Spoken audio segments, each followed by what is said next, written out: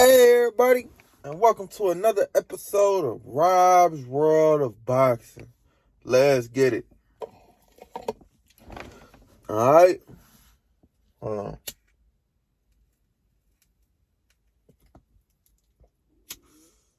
Alright. As I stated yesterday, we had a few little light fight cards last night. Well, yesterday. There was a couple fights in the daytime and a fight last night. So let's get into them. All right. Well, it was three different cards with a lot of different fights on them, but on all three cards, only fights that I was interested in were the main events. So I'm getting into I broke down the main events in my previous video of all three fights, and I'm going to give you the recap of the three main events. Yeah, let's get into it.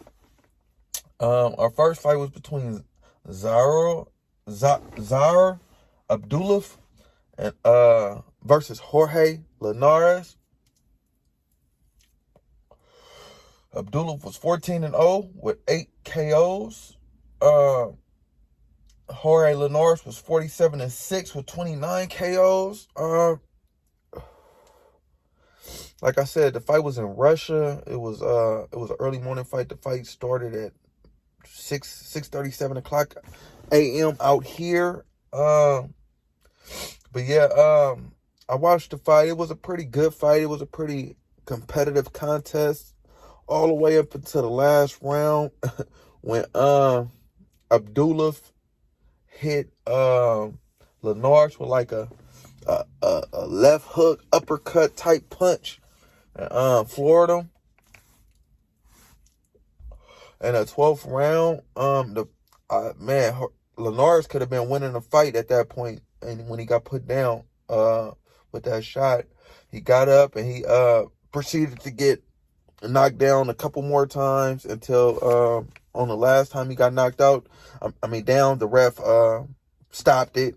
You know, it was a warrant stoppage in my opinion because he kept going down. And got Zaire Abdullah the W. Well, he got himself the W with that stoppage. Yeah, man, he really showed us something at the weight, beating Jorge Linares. As I stated previously, Jorge Linares has been a staple at the 135-pound division for a while now.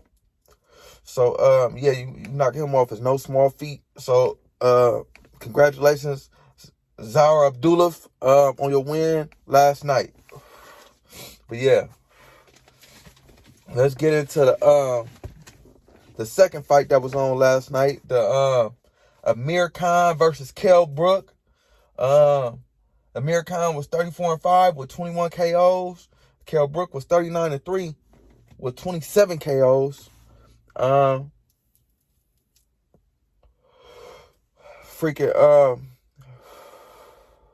this was a blowout from the start. As I stated in my previous videos, Amir Khan, he very chinny. And Kell Brook took advantage of that. He was stalking him the whole night, hitting with everything but the kitchen sink. Amir Khan looked like he wanted to go down on about 5 or 6 punches he took in this fight. I was like, oh, he's finna go down. But he didn't go down until the 6th round, if I'm not mistaken.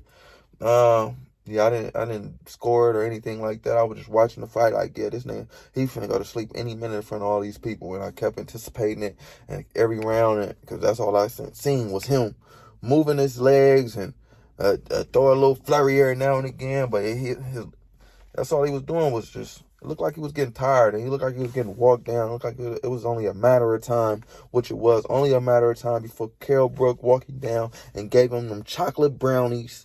That's what he called his fists, Kell. He said he gave him the chocolate brownies. And, yeah, man, I bet he ain't questioning his sexuality no more. Amir Khan being Kell Brook, because he was questioning Kell's sexuality before the fight. I bet he ain't questioning it no more because he got some chocolate brownies to go. Yeah, man. Good fight. Good fight, fellas. Well, good fight, Kell Brook. Amir Khan might be time to hang it up. He falls to 34-6 now. He got KO'd 5 times. Kell Brook, he advances to 40-3 with 27 KOs. I feel like Kell Brook, he still got gas in the tank, man. Kell, you can make another push, a little last gas, and try to be try to get some belts back at the welterweight division if you can. But if not, try to be a spoiler, man. I still think Kell Brook can beat a lot of people at the welterweight division. So yeah, man. Put some respect on Kell Brook's name, Amir Khan, and everybody else. Good shit, Kell. All right. Let's get in our final fight of the evening. I just wanted to make this a little quick wrap-up video because, as I stated previously, the fights, it was 3 cards, and the cards was kind of, So, I don't want to give it more time than it's worth for, lack of better words. But the main events, I'm going to give them their due credit. So, yeah, that's what I'm doing. But, the third fight of last night, of yesterday, was Jaime Mcguire versus Demetrius Big Meech Ballard. Mcguire was 38-0 with 30 KOs. Big Meech was 21-0 with 1 draw, 13 KOs. And damn, that nigga Big Meech, boy, that nigga he was kind of weak in there. I ain't gonna lie. If boxers can be weak, that boy, he ain't had no kind of special talents or nothing. He was just in there. He ain't hella fast. He ain't had hella power. I ain't seen nothing special. He was just in there, looking real average, man. He did everything average and okay. His feet pretty slow. I wasn't impressed, to say the least, by Big Meech Ballard. He should be Little Meech, like little, doing BMF or something. I don't know, because he's not Big Meech. He's Little Meech. But yeah, and Jaime Mcguire showed him he's Little Meech. He was walking him down all night, man, like a machine. And actually, Jaime Mcguire, he wasn't walking him down all night. He started walking him down after the first round, because in the first round, Jaime Mcguire, he came out boxing and showing unusually good head movement for Jaime Mcguire. He's improved his defense a lot. He wasn't getting hit too much in this fight. So, whoever's been working with him on his defense, they're doing a very good job.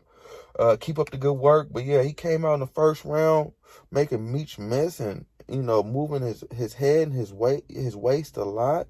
And yeah, man, he won that round, as he won every round in the fight.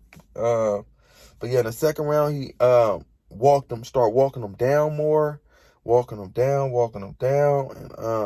and just looking like the Terminator in there. And the rest of the fight was more of the same. I'm not going to go round by round, because basically there's no need. I think he put him down in the third or fourth round with a check left hook. And after that, it was all she wrote.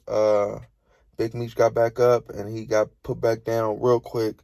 And man, he even did like a belly flop or something after he got dropped. And yeah, man, the ref stopped it after when he after Meech got up, Jaime hit with another flurry. Big Meech spit out his mouthpiece, and he was finna get hit in his fucking chin. He had his chin in the air, and the ref just stopped it. I was like, oh shit, boy, good stoppage, ref. He just finna be toothless in this thing. But and sleep in front of all them people. But nonetheless, good shit, Jaime Mcguire.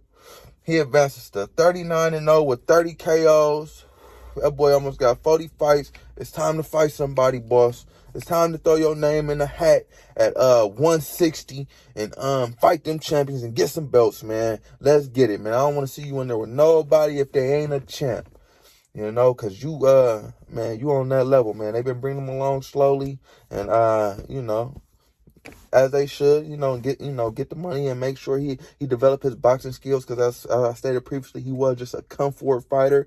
He's getting better with his defense, among other things. So, yeah, man, they did a good job. But now it's time to throw him in there with the dogs and the lions and the wolves, man. So, yeah, man, and see how he fare. But, nonetheless, good job, Jaime Mcguire. Good job, Brook. And good job, Abdullah. And, yeah, man. Like, comment, subscribe, all that shit, people. Rob's World of Boxing. Yeah.